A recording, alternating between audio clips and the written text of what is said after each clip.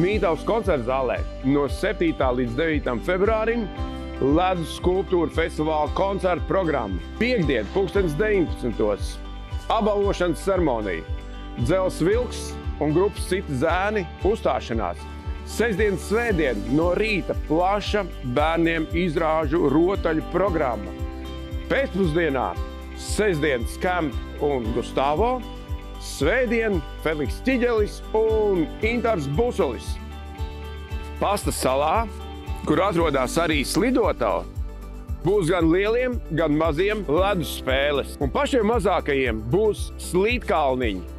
Slidotavā redzēsim dažādus ledū iesaldētus objektus. Pasta salā mēs redzēsim lielās skulptūras, 15, kuras ir konkursu darbi un veido mākslinieki no 13 valstīm, kā arī interaktīvās fotoskulptūras un lielo ledus bāru.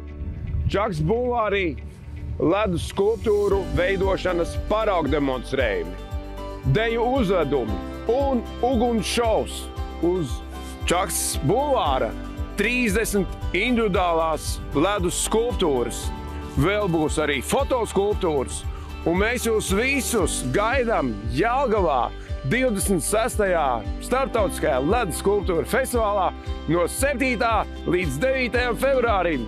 Tiekamies!